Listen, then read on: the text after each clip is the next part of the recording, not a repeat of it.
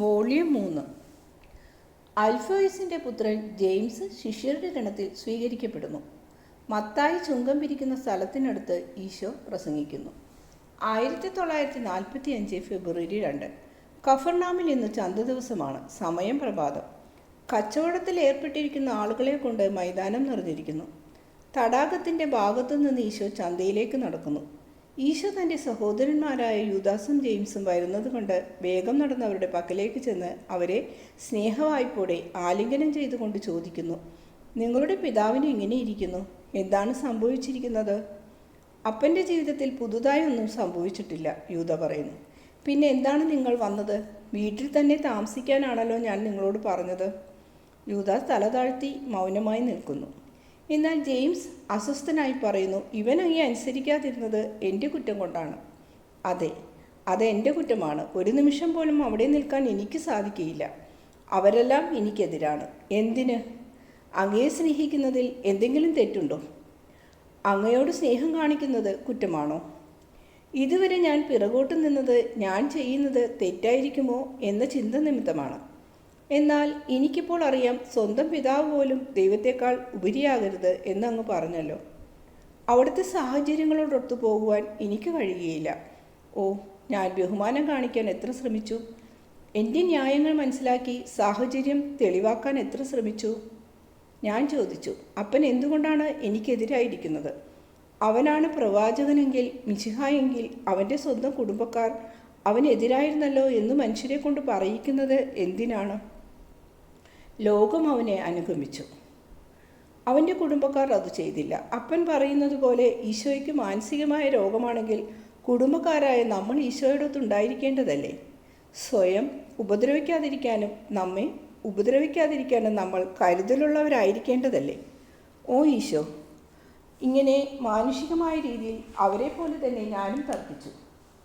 എന്നാൽ അങ്ങേക്ക് ചിത്തഭ്രമമുണ്ടെന്നും യൂദാസും ഞാനും വിചാരിക്കുന്നില്ലെന്ന് അങ്ങേക്കറിയാമല്ലോ.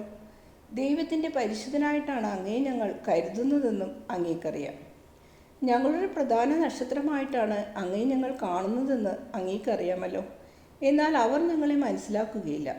ഞങ്ങൾ പറയുന്നത് ശ്രദ്ധിക്കുക പോലുമില്ല. ഞാനിങ്ങ് പോന്നു. ഈശോയെ വേണമോ കുടുംബത്തെ വേണമോ? ഞാൻ അങ്ങയെ തിരഞ്ഞെടുത്തു. അവിടുന്ന് എന്നെ സ്വീകരിക്കുമെങ്കിൽ ഇതാ ഞാൻ. അവിടത്തേക്ക് എന്നെ വേണമെങ്കിൽ എല്ലാ മനുഷ്യരിലും നിർഭാഗ്യവാനായ മനുഷ്യരായിരിക്കും ഞാൻ. കാരണം ഞാനെല്ലാം നഷ്ടപ്പെട്ടവനായിരിക്കും. ഈശോയുടെ സ്നേഹമോ കുടുംബത്തിൻ്റെ കൂട്ടായ്മയോ ഇല്ലാത്തവനായിരിക്കും. നമ്മൾ ഈ സ്ഥിതി വരെ എത്തിയോ? ഓ ജെയിംസ്, എൻ്റെ പ്രിയ ജെയിംസ്, ഞാൻ നിന്നെ സ്നേഹിക്കുന്നു. നീ ഇത്രയും സഹിക്കുന്നത് കാണാൻ ഞാൻ ആഗ്രഹിക്കുന്നില്ല. മനുഷ്യനായ ഈശോ നിന്നോടൊപ്പം കരയുന്നു. എന്നാൽ വചനമായ ഈശോ നീ നിമിത്തം ആനന്ദിക്കുന്നു. വരൂ, ദൈവത്തെ മനുഷ്യരുടെ പക്കലേക്ക് കൊണ്ടുവരുന്നതിൻ്റെ സന്തോഷം മണിക്കൂർ തോറും നിന്നിൽ വർദ്ധിച്ചു വരട്ടെ. അതിൻ്റെ അത്യുച്ചത്തിലെത്തി പൂർത്തീകരിക്കപ്പെടുന്ന അവസാന നിമിഷം വരെ, യുഗാന്ത്യം വരെ, സ്വർഗത്തിലെ നിത്യതയിലെത്തുന്നതുവരെ അത് വർദ്ധിച്ചു കൊണ്ടിരിക്കട്ടെ. ഈശോ തിരിഞ്ഞു നോക്കി ശിഷ്യരെ വിളിക്കുന്നു. അവർ വിവേകപൂർവ്വം അല്പം അകലെ നിൽക്കുകയായിരുന്നു. എൻ്റെ സ്നേഹിതരെ, വരൂ. എൻ്റെ സഹോദരൻ ജെയിംസ് എൻ്റെ സ്നേഹിതരിൽ ഒരാളായിരിക്കുന്നു. അങ്ങനെ നിങ്ങളുടെ സ്നേഹിതനായിരിക്കുന്നു. ഈ മണിക്കൂറിനും ഈ ദിവസത്തിനും വേണ്ടി ഞാൻ എത്രയോ ആഗ്രഹിച്ചു. കാരണം ജെയിംസ് എൻ്റെ ബാല്യകാലത്ത് ഒരു പരിപൂർണ കൂട്ടുകാരനും എൻ്റെ യൗവനത്തിൽ ഒരു നല്ല സഹോദരനുമായിരുന്നു. പുതുശിഷ്യനായ ജെയിംസിനെയും യൂദാസിനെയും ശിഷ്യഗണം സന്തോഷപൂർവ്വം സ്വാഗതം ചെയ്യുന്നു. യൂദാസിനെ അവർ കണ്ടിട്ട് കുറേ ദിവസങ്ങളോളം കഴിഞ്ഞിരുന്നു. നിന്നെ ഞങ്ങൾ വീട്ടിൽ അന്വേഷിച്ചു, എന്നാൽ നീ തടാകത്തിലായിരുന്നു. ശരിയാണ്, പത്രോസിൻ്റെയും മറ്റുള്ളവരുടെയും കൂടെ ഞാൻ 2 ദിവസം തടാകത്തിലായിരുന്നു. പത്രോസ് ഈ പ്രാവശ്യം കുറേയധികം മത്സ്യം പിടിച്ചു, ശരിയല്ലേ? ശരിയാണ്. എന്നാൽ എനിക്ക് വിഷമം വരുന്നത് അതാ അവിടെ ഇരിക്കുന്ന ആ കള്ളന് കുറേയധികം പണം കൊടുക്കേണ്ടി വരുമല്ലോ എന്ന് ഓർക്കുമ്പോഴാണ്. ഇത് പറഞ്ഞുകൊണ്ട് പത്രോസ് മത്തായിയെ ചൂണ്ടിക്കാണിക്കുന്നു. ചുങ്കക്കാരനായ മത്തായിയുടെ ചുറ്റും ആൾക്കാർ തിക്കിക്കൂടുന്നു. കച്ചവടത്തിന് ഉപയോഗിക്കുന്ന സ്ഥലത്തിൻ്റെ കരം, കച്ചവടക്കാരൻ്റെ കരം, ഇവയെല്ലാം പിരിക്കുന്ന തിരക്ക്. കരത്തിന് കൂടുതൽ കുറവുണ്ടായിരിക്കുമല്ലോ. കൂടുതൽ മത്സ്യമുള്ളപ്പോൾ കൂടുതൽ കരം കൊടുക്കുന്നു. നമ്മൾ കൂടുതൽ സമ്പാദിക്കുന്നു. അങ്ങനെയല്ല ഗുരു. കൂടുതൽ മത്സ്യം കിട്ടുമ്പോൾ എനിക്ക് കൂടുതൽ വരുമാനമുണ്ടാകുന്നു. എന്നാൽ മത്സ്യത്തിൻ്റെ തൂക്കം ഇരട്ടിയാണെങ്കിൽ അയാൾ കരത്തിൻ്റെ ഇരട്ടിയല്ല വാങ്ങുന്നത്, 4 ഇരട്ടി വാങ്ങും. ലാഭക്കൊതിയൻ. ആകട്ടെ പത്രോസേ, നമുക്ക് അവിടെ വരെ പോകാം. അവരോട് പ്രസംഗിക്കണമെന്ന് ഞാൻ ആഗ്രഹിക്കുന്നു. ചുങ്കം പിരിക്കുന്ന സ്ഥലത്ത് ധാരാളം ആളുകൾ എപ്പോഴും ഉണ്ടല്ലോ. അതിൽ അത്ഭുതമില്ല. ആളുകളും അതുപോലെ ശാപവാക്കുകളും ധാരാളമുള്ള സ്ഥലം, പത്രോസ് പറഞ്ഞു. കൊള്ളാം, ഞാൻ പോയി അനുഗ്രഹങ്ങൾ നൽകാം. ഒരുപക്ഷെ ആ ചുങ്കക്കാരൻ്റെ ഹൃദയത്തിലേക്ക് കുറച്ച് സത്യസന്ധത കടന്നു ചെന്നേക്കും. അതേക്കുറിച്ച് ഒട്ടും വിചാരപ്പെടേണ്ട. അവൻ്റെ ചീങ്കണ്ണിത്തൊലിക്കകത്തേക്ക് അങ്ങയുടെ വാക്കുകൾ കടന്നു പോകുകയില്ല. നമുക്ക് നോക്കാം. അങ്ങ് എന്താണ് അവനോട് പറയാൻ പോകുന്നത്? നേരിട്ടൊന്നും പറയുകയില്ല. അവനും കൂടി ഫലിക്കാത്ത വിധത്തിൽ ഞാൻ സംസാരിക്കും. എന്നാൽ ഇതൊന്ന് പറഞ്ഞേക്കണം, കള്ളൻ എന്ന് പറയുന്നത് വഴിയിൽ ആളുകളെ പിടിച്ചു പറിക്കുന്നവൻ മാത്രമല്ല, അന്നൻ്റെ അപ്പത്തിന് പണിയെടുത്ത് കഴിയുന്ന ദരിദ്രരായ ആളുകളെ കൊള്ളയടിച്ച് മദ്യത്തിനും മദിരാശിക്കും വേണ്ടി ചെലവഴിക്കുന്നവനും കള്ളനാണ് എന്ന്. പത്രോസേ, എൻ്റെ സ്ഥാനത്ത് നീ ഇന്ന് പ്രസംഗിക്കുന്നോ? വേണ്ട ഗുരു, എനിക്ക് ശരിക്കുമൊന്നും പറയാൻ അറിഞ്ഞുകൂടാ. നിന്റെ കാഠിന്യ നിമിത്തം നിനക്ക് തന്നെയും അയാൾക്കും നീ ഉപദ്രവം വരുത്തി വെക്കും. അവർ ചുങ്കസ്ഥലത്തെത്തി. പത്രോസ് കരം കൊടുക്കാൻ ഒരുങ്ങുന്നു. ഈശോ അയാളെ തടഞ്ഞുകൊണ്ട് പറയുന്നു, പണം എൻ്റെ കയ്യിലേക്ക് തരൂ, ഇന്ന് ഞാൻ കരം കൊടുക്കാം. പത്രോസ് അത്ഭുതത്തോടെ ഈശോയെ നോക്കുന്നു. അനന്തരം കുറച്ച് പണമുള്ള ഒരു തുകൽ സഞ്ചി ഈശോയുടെ കയ്യിൽ കൊടുക്കുന്നു. ഈശോ കാത്തുനിന്നു. തൻ്റെ ഊഴമായപ്പോൾ ചുങ്കക്കാരനോട് പറയുന്നു, യോനയുടെ മകൻ ശെമയോൻ്റെ 8 കൂട മത്സ്യത്തിൻ്റെ കരമാണ് ഞാൻ അടയ്ക്കുന്നത്. ഭൃത്യന്മാർ നിൽക്കുന്ന ആ സ്ഥലത്താണ് കൂടുകൾ വെച്ചിരിക്കുന്നത്. ഇഷ്ടമുണ്ടെങ്കിൽ പരിശോധിക്കാം. എന്നാൽ സത്യസന്ധതയുള്ള ആളുകൾ പരസ്പരം വാക്കുകൾ വിശ്വസിക്കണം. ഞാൻ സത്യസന്ധനാണെന്ന് നീ വിശ്വസിക്കുന്നുവെന്ന് ഞാൻ കരുതട്ടെ. എത്രയാണ് ഞാൻ തരേണ്ടത്? ഇരുന്നു കൊണ്ട് കാര്യങ്ങൾ നടത്തിയിരുന്ന മത്തായി, ഞാൻ സത്യസന്ധനാണെന്ന് നീ വിശ്വസിക്കുന്നുവെന്ന് ഞാൻ കരുതട്ടെ എന്ന് ഈശോ പറഞ്ഞപ്പോൾ എഴുന്നേറ്റു. ആൾ ചെറുതാണ്, കുറച്ച് പ്രായമുള്ളവൻ, ഏകദേശം പത്രോസിൻ്റെ പ്രായം കാണും. എന്നാൽ ജഡികനായ ഒരുവൻ്റെ ക്ഷീണിതമായ മുഖഭാവമാണുള്ളത്. ആളിനാകെ ഒരു പരിഭ്രമം കാണുന്നു.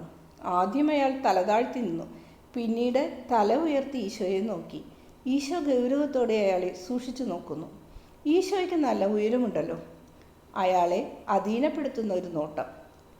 ഏതാനും നിമിഷങ്ങൾക്ക് ശേഷം ഈശോ വീണ്ടും ചോദിക്കുന്നു, എത്ര പണമാണ് തരേണ്ടത്? ഗുരുവിൻ്റെ ശിഷ്യന് പണമൊന്നും വേണ്ട, മത്തായി പറയുന്നു. അനന്തരം താഴ്ന്ന സ്വരത്തിൽ ഇങ്ങനെയും, എൻ്റെ ആത്മാവിന് വേണ്ടി പ്രാർത്ഥിക്കണമേ. അതിനെ എൻ്റെ ഉള്ളിൽ ഞാൻ സംവഹിക്കുന്നു, കാരണം ഞാൻ പാപികളെ ശേഖരിക്കുകയാണ്. എന്നാൽ എന്തുകൊണ്ടാണ് നീ അതിൻ്റെ കാര്യം അന്വേഷിക്കാത്തത്? ഇത് പറഞ്ഞയുടനെ ഈശോ അയാൾക്ക് ചുറ്റും തിരിഞ്ഞു. പത്രോസിൻ്റെ അടുക്കിലേക്ക് പോകുന്നു. പത്രോസ് അത്ഭുതപരതന്ത്രനായി നിൽക്കുന്നു. മറ്റുള്ളവരും അത്ഭുതസ്തംഭരായിരിക്കുന്നു. അവർ പരസ്പരം കുശുകുശുക്കുകയും അർത്ഥഗർഭമായി കണ്ണിമയ്ക്കുകയും ചെയ്യുന്നു.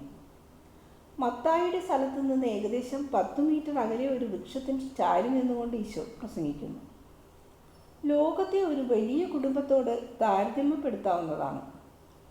ഈ കുടുംബത്തിലെ അംഗങ്ങൾ വിവിധ ജോലികൾ ഏർപ്പെടുന്നു. ആ ജോലികളെല്ലാം ആവശ്യമാണ്. കൃഷിക്കാർ, ഇടിയന്മാർ, കല്ലാശാരിമാർ, കൊല്ലന്മാർ, വൈദ്യന്മാർ, പുരോഹിതർ, ഇങ്ങനെ വിവിധ ജോലികളിൽ ഏർപ്പെട്ടിരിക്കുന്ന എല്ലാവരെയും ആവശ്യമാണ്. ലോകം ഒരിനത്തിൽ മാത്രമുള്ള ആളുകളെ കൊണ്ട് നിലനിൽക്കുകയില്ല. എല്ലാം ആവശ്യമാണ്. എല്ലാം പരിശുദ്ധമാണ്. നീതിപൂർവവും സത്യസന്ധവുമായി നിർവഹിച്ചാൽ ഇവയെല്ലാം പരിശുദ്ധമാണ്.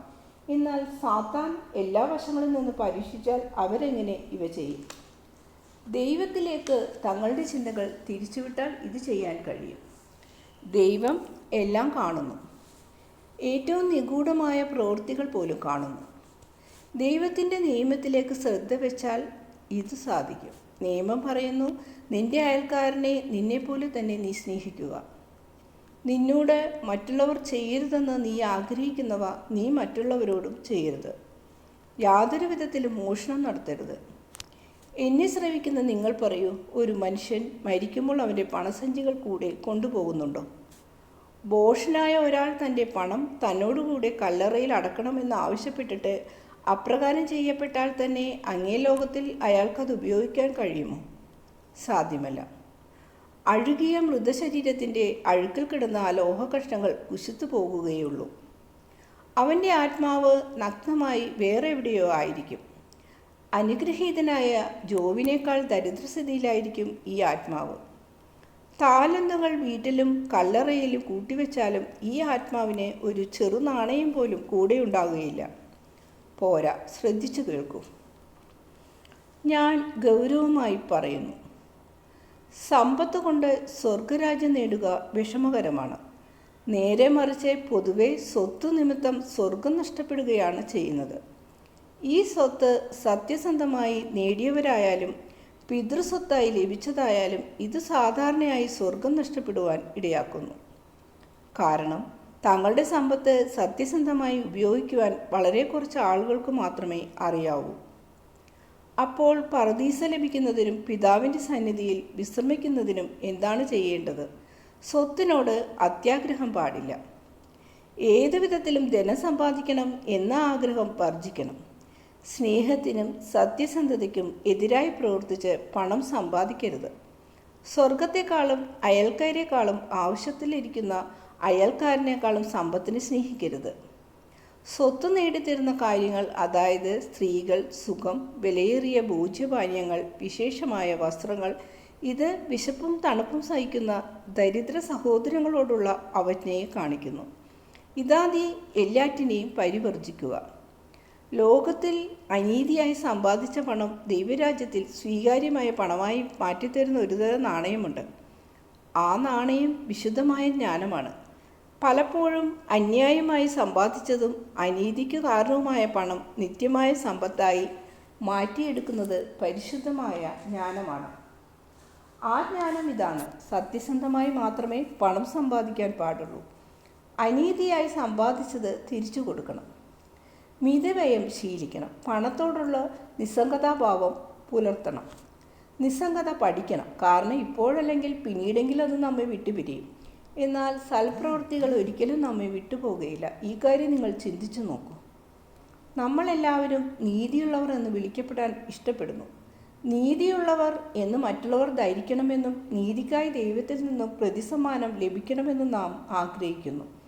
എന്നാൽ പേരിൽ മാത്രം അങ്ങനെയായിരിക്കുകയും യഥാർത്ഥത്തിൽ അങ്ങനെ അല്ലാതിരിക്കുകയും ചെയ്യുന്ന ഒരുവന് പ്രതിഫലം കൊടുക്കാൻ ദൈവത്തിന് എങ്ങനെ കഴിയും?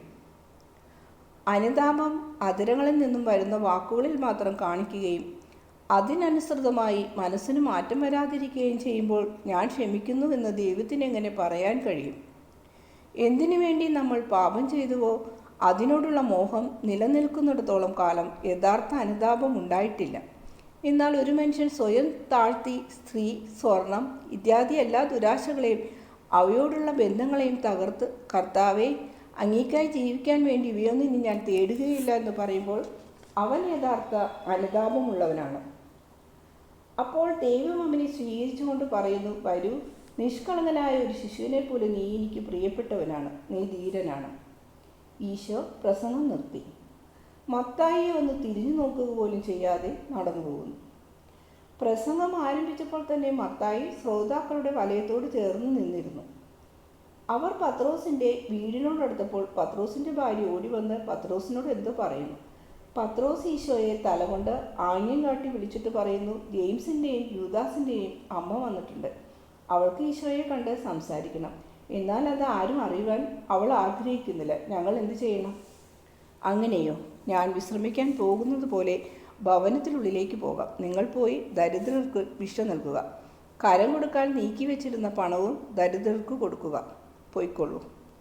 ഈശോ എല്ലാവർക്കും കൈവീശി വിട നൽകുന്നു. പത്രോസ് എല്ലാവരോടും തൻ്റെ കൂടെ പുറപ്പെടാൻ ആഹ്വാനം ചെയ്യുന്നു. സ്ത്രീയെ, വന്ന അമ്മ എവിടെയാണ്? ഈശോ പത്രോസിൻ്റെ ഭാര്യയോട് ചോദിച്ചു. ഗുരു, അവർ മട്ടുപ്പാവിലാണ്. ഇപ്പോഴും അവിടെ തണലുണ്ട്, തണുപ്പുണ്ട്. അങ്ങേക്ക് മുകളിലേക്ക് പോകാം. വീട്ടിനുള്ളിലേക്കാൾ അവിടെ കൂടുതൽ രഹസ്യമായി സംസാരിക്കാം. ഈശോ ആ ചെറിയ കോണിപ്പടികൾ കയറുന്നു. മുന്തിരി തിങ്ങിപ്പടർന്ന് കിടക്കുന്നതിനിടയിൽ ഒരു മൂലയിൽ അൽഫേസിൻ്റെ ഭാര്യ ഒരു ബെഞ്ചിലിരിക്കുകയാണ്. അരഭിത്തിക്കെതിരെ തിരിഞ്ഞാണ് ഇരിക്കുന്നത്. ആകെ കറുപ്പ് നിറമുള്ള വസ്ത്രങ്ങൾ ധരിച്ചിരിക്കുന്നു. ശിരോവസ്ത്രം വലിച്ച് മുഖം മൂടിയിരിക്കുന്നു. അവൾ നിശബ്ദമായി കരയുകയാണ്. ഈശോ വിളിക്കുന്നു, മേരി, എൻ്റെ പ്രിയപ്പെട്ട ഇളയമ്മേ. അവൾ മുഖമുയർത്തി ഇരുകരങ്ങളും നീട്ടിക്കൊണ്ട് പറയുന്നു, ഈശോ, എൻ്റെ ഹൃദയം എത്ര വേദനിക്കുന്നു. ഈശോ അടുത്തു ചെന്നു. എഴുന്നേൽക്കാൻ അവളെ അനുവദിക്കുന്നില്ല. പുറം കുപ്പായം ധരിച്ച് ഒരു കൈ അവളുടെ തോളിൽ വെച്ചുകൊണ്ട് ഈശോ നിൽക്കുന്നു. മറ്റേ കൈ ഇളയമ്മ ഇരുകരങ്ങൾ കൊണ്ട് മുറുകെ പിടിച്ചിരിക്കുന്നു. എന്തു പറ്റി? എന്തിനാണ് ഇത്രയധികം കരയുന്നത്? ഓ ഈശോ, കാനായിൽ നിന്ന് രോഗികൾക്കായി കുറേ മുട്ടയും വീഞ്ഞും വാങ്ങാനാണ് എന്ന് പറഞ്ഞാണ് ഞാൻ വീട്ടിൽ നിന്ന് ഇറങ്ങി പോകുന്നത്. നിന്റെ അമ്മ അൽഫേസിൻ്റെ അടുത്തുണ്ട്. വേണ്ട ശുശ്രൂഷകളെല്ലാം ചെയ്യുന്നു. അവൾക്ക് അതിനെ എത്രയധികം കഴിവുണ്ടെന്ന് നിനക്കറിയാമല്ലോ. അതിനാൽ എനിക്ക് ഉത്കണ്ഠയില്ല. യഥാർത്ഥത്തിൽ ഞാൻ ഇങ്ങോട്ട് പോന്നത് 2 രാത്രിയായി ഞാൻ ഓട്ടം തന്നെയായിരുന്നു, കഴിവതും വേഗത്തിൽ ഇവിടെ എത്താൻ. ഞാൻ ആകെ അവശയായിരിക്കുന്നു. എന്നാൽ ഈ ബുദ്ധിമുട്ട് സാരമില്ല. എൻ്റെ ഹൃദയത്തിൻ്റെ വേദനയാണ് എന്നെ വല്ലാതെ അലട്ടുന്നത്. എൻ്റെ അൽഫോയ്സ്, എൻ്റെ കുട്ടികൾ, ഓരോ രക്തമുള്ളവർക്ക് ഇങ്ങനെ വ്യത്യാസം വരുന്നത് എങ്ങനെയാണ്? ഇത്രയേറെ ഭിന്നത എങ്ങനെയാണ് ഉണ്ടാകുന്നത്? ഒരമ്മയുടെ ഹൃദയത്തെ ഞെരിച്ചു കളയത്തക്ക വിധം തിരിക്കല്ല് പോലെ കട്ടിയുള്ള ഇവരുടെ ഭിന്നത എന്തുകൊണ്ടാണ് ഉണ്ടാകുന്നത്? യൂദാസും ജെയിംസും നിന്റെ കൂടെ ഉണ്ടോ? ഉണ്ടെങ്കിൽ നീ അറിഞ്ഞിട്ടുണ്ട്. ഓ ഈശോ, എൻ്റെ അൽഫോയ്സ് എന്തുകൊണ്ടാണ് മനസ്സിലാക്കാത്തത്? എന്തുകൊണ്ടാണ് അവൻ മരിക്കുന്നത്? ഇതുപോലെ മരിക്കാൻ അവൻ ആഗ്രഹിക്കുന്നത് എന്തുകൊണ്ട്? സൈമണും ജോസഫും എന്തുകൊണ്ടാണ് അവർ നിന്നെ എതിർക്കുന്നത്? അവർ നിന്റെ കൂടെ നിൽക്കാത്തത് എന്തുകൊണ്ട്? മേരി, കരയാതിരിക്കൂ. എനിക്കവരോട് ഒരു വിഷമവുമില്ല. ഞാനത് യൂദാസിനോടും പറഞ്ഞു കഴിഞ്ഞു. എനിക്ക് മനസ്സിലാകുന്നുണ്ട്, അവരോട് സഹതാപം തോന്നുന്നു. അതിനാണ് നീ കരയുന്നതെങ്കിൽ ഇനിയും ഒട്ടും കരയേണ്ട. അതെ, അതുകൊണ്ടാണ്, നിന്നെ വിഷമിപ്പിക്കുന്നത് കൊണ്ടാണ് എനിക്ക് പ്രയാസം. അതൊരു കാരണം. പിന്നെ നിന്നോട് വിരോധം വെച്ചുകൊണ്ട് എൻ്റെ ഭർത്താവ് മരിക്കാൻ ഞാൻ ആഗ്രഹിക്കുന്നില്ല. ദൈവം അവനോട് ക്ഷമിക്കുകയില്ല. എനിക്ക് അവൻ നഷ്ടപ്പെടും. ഭാവി ജീവിതത്തിലും അവൻ നഷ്ടപ്പെടുമല്ലോ. മേരി ദുഃഖം കൊണ്ട് വിവശയായിരിക്കുന്നു. അവളേറെ ദുഃഖത്തോടെ കരയുന്നു. അവളുടെ കണ്ണീർ ഈശോയുടെ കയ്യിൽ വീഴുന്നു. ഈശോയുടെ കൈ അപ്പോഴും അവൾ പിടിച്ചിരിക്കുകയാണ്. ഇടയ്ക്കിടയ്ക്ക് ആ കരം ചുംബിക്കുകയും കണ്ണീരോടെ ഈശോയെ നോക്കുകയും ചെയ്യുന്നു. അരുത്, അങ്ങനെ പറയരുത്. ഞാൻ ക്ഷമിക്കുകയാണെങ്കിൽ ഓ ഈശോ, വരൂ, വന്ന് അവൻ്റെ ആത്മാവിനെയും ശരീരത്തെയും രക്ഷിക്കൂ. വരൂ. ആളുകളും അങ്ങനെ പറയുന്നു, നിന്നെ കുറ്റം പറയുന്നു. അവർ പറയുന്നത് മരിക്കാറായ ഒരു മനുഷ്യൻ്റെ 2 പുത്രന്മാരെ നീ കൊണ്ടുപോയി എന്നാണ്. നസ്രത്തിലുള്ളവർ ഇതാണ് പറയുന്നത്. അവൻ എല്ലായിടത്തും അത്ഭുതങ്ങൾ ചെയ്യുന്നു, എന്നാൽ സ്വന്തം കുടുംബത്തിൽ അത് ചെയ്യാൻ അവന് കഴിയുന്നില്ല. അവനെന്ത് ചെയ്യാൻ പറ്റും? കുറ്റാരോപണങ്ങൾ നടത്തി അവനെ നിങ്ങൾ ഓടിച്ചു. നിങ്ങൾ അവനെ വിശ്വസിക്കുന്നില്ല എന്നെല്ലാം ഞാൻ അവരോട് പറയുമ്പോൾ അവർ എന്നോട് തർക്കമാണ് നടത്തുന്നത്. നീ ശരിയായി സംസാരിച്ചു. വിശ്വാസമില്ലെങ്കിൽ എന്ന് പറഞ്ഞത് ശരിയാണ്.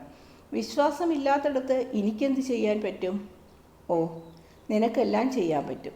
അവർക്കെല്ലാവർക്കും വേണ്ടി ഞാൻ വിശ്വസിക്കുന്നു. ദയവായി വരൂ, ഒരു അത്ഭുതം പ്രവർത്തിക്കൂ. നിന്റെ സാധുവായ ഇളയമയ്ക്ക് വേണ്ടി. എനിക്ക് കഴിയുകയില്ല. വളരെ ദുഃഖത്തോടെയാണ് ഈശോ ഇത് പറയുന്നത്. കരയുന്ന ആ സ്ത്രീയുടെ ശിരസ് തൻ്റെ വക്ഷസ്സിലേക്ക് ചേർത്ത് പിടിച്ചുകൊണ്ട് ഈശോ നിൽക്കുന്നു. നിത്യമായ ഒരു കൽപ്പന നിമിത്തം ഇത് കഴിയാത്തതിലുള്ള വേദനയ്ക്ക് സാക്ഷിയായി പ്രകൃതിയെ അവിടുന്ന് വിളിക്കുന്നത് പോലെയും തൻ്റെ നിസ്സഹായത പ്രകൃതിയോട് ഏറ്റുപറയുന്നത് പോലെയുമാണ് ആ നിൽപ്പ്. ആ സ്ത്രീ മുമ്പലത്തേക്കാൾ ഉച്ചത്തിൽ നിലവിളിക്കുന്നു. ശ്രദ്ധിക്കുമേരി, നീ നല്ലവളായിരിക്കും. എനിക്കത് ചെയ്യാൻ കഴിയുമെങ്കിൽ, ശരിക്കും ഇതാണ് ഞാൻ ചെയ്യേണ്ടതെങ്കിൽ തീർച്ചയായും ഞാനത് ചെയ്യുമെന്ന് ശബ്ദം ചെയ്യുന്നു. ഓ, ഈ കൃപാവരം നിനക്കായും എൻ്റെ അമ്മയ്ക്കും യൂദാസിനും ജെയിംസിനു വേണ്ടിയും അൽഫേസിനും സൈമനും ജോസഫിനു വേണ്ടിയും പിതാവിൽ നിന്ന് ഞാൻ കൈക്കലാക്കുമായിരുന്നു. എന്നാൽ എനിക്കത് സാധ്യമല്ല. നീ ഇപ്പോൾ ഹൃദയം തകർന്നവളാണ്. തന്മൂലം എൻ്റെ കഴിവില്ലായ്മയുടെ ന്യായമൊന്നും നിനക്ക് മനസ്സിലാകുകയില്ല. നിനക്ക് മനസ്സിലാകുകയില്ലെങ്കിലും ഞാൻ നിന്നോട് പറയുമായിരുന്നു. എൻ്റെ പിതാവിൻ്റെ മരണസമയമായപ്പോൾ ഞാൻ അപ്പനെ വീണ്ടും ജീവനിലേക്ക് കൊണ്ടുവന്നില്ല. അപ്പൻ എത്ര നീതിമാനായിരുന്നെന്നും എൻ്റെ അമ്മ അപ്പനെ എത്ര സ്നേഹിച്ചിരുന്നെന്നും ഇളയമക്കറിയാമല്ലോ. എന്നാൽ അപ്പൻ്റെ ജീവിതത്തിലേക്ക് ഞാൻ തിരിച്ചു കൊണ്ടുവന്നില്ല. ഒരു കുടുംബത്തിൽ ഒരു വ്യക്തി വിശുദ്ധനായതുകൊണ്ട് ആ കുടുംബത്തെ ഈ ജീവിതത്തിൽ അനിവാര്യമായ ദൗർഭാഗ്യങ്ങളിൽ നിന്ന് ഒഴിവാക്കുന്നത് നീതിയല്ല. അല്ലെങ്കിൽ ഞാൻ എന്നും ഭൂമിയിൽ വസിക്കണം. എന്നാൽ ഞാൻ താമസിയാതെ മരിക്കും. എൻ്റെ അമ്മ മേരിക്ക് എൻ്റെ മരണത്തിൽ നിന്ന് പിടിച്ചെടുക്കാൻ കഴിയുകയില്ല. എനിക്ക് സാധ്യമല്ല. എനിക്ക് ചെയ്യാൻ കഴിയുന്നതും ഞാൻ ചെയ്യാൻ പോകുന്നതും ഇതാണ്. ഈശോ ഇരുന്നു. ഇളയമ്മയുടെ ശിരസ് തൻ്റെ തോളിൽ താങ്ങിക്കൊണ്ടാണ് ഇരിക്കുന്നത്. ഞാൻ ചെയ്യാൻ പോകുന്നത് ഇതാണ്. നിന്റെ വേദന നിമിത്തം നിന്റെ അൽഫേസിന് ഞാൻ സമാധാനം വാഗ്ദാനം ചെയ്യുന്നു. നീ അവനിൽ നിന്നും വേർതിരിക്കപ്പെടുകയില്ല എന്നുറപ്പ് തരുന്നു. നമ്മുടെ കുടുംബം നിത്യമായി സ്വർഗത്തിൽ ഒന്നിക്കും എന്നുള്ളതിന് ഞാൻ നിനക്ക് വാക്ക് തരുന്നു. ഞാൻ ജീവിച്ചിരിക്കുന്ന കാലത്തോളവും അത് കഴിഞ്ഞുള്ള കാലത്തും ഞാൻ നിനക്ക് വലിയ സമാധാനവും ശക്തിയും പ്രദാനം ചെയ്യും. തന്നിമിത്തം നീ എൻ്റെ പ്രേക്ഷിതയായിത്തീരും. അവരുമായി ബന്ധപ്പെടുന്നതിന് ഒരു സ്ത്രീ ആയതുകൊണ്ട് നിനക്ക് എളുപ്പമായിരിക്കും. ദൈവരാജ്യ പ്രഘോഷണം നടത്തപ്പെടുന്ന ഈ കാലത്ത് നീ എൻ്റെ പ്രിയപ്പെട്ട സ്നേഹിതയായിരിക്കും. അൽഫോൻസിൻ്റെ മരണം കരയുകയും മറ്റും വേണ്ട. ഒരു ഭാര്യയുടെ ചുമതലകളിൽ നിന്നും നിന്നെ സ്വതന്ത്രയാക്കും. വളരെ ഉദാത്തമായ ഭൗതികമായ വനിതാ പൗരോഹിത്യത്തിലേക്ക് അത് നിന്നെ ഉയർത്തും.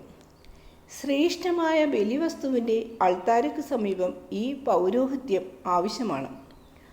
അനേകം അജ്ഞാനികളുടെ മധ്യത്തിൽ വനിതകളുടെ ധീരതയുടെ മുമ്പിൽ എളുപ്പത്തിൽ ശിരസ് നമിക്കുന്ന പുരുഷന്മാരുടേതിനേക്കാൾ കൂടുതലായി അജ്ഞാനികളുടെ ഇടയിൽ നിന്നെ ഞാനൊരു പ്രേക്ഷിതയാക്കും.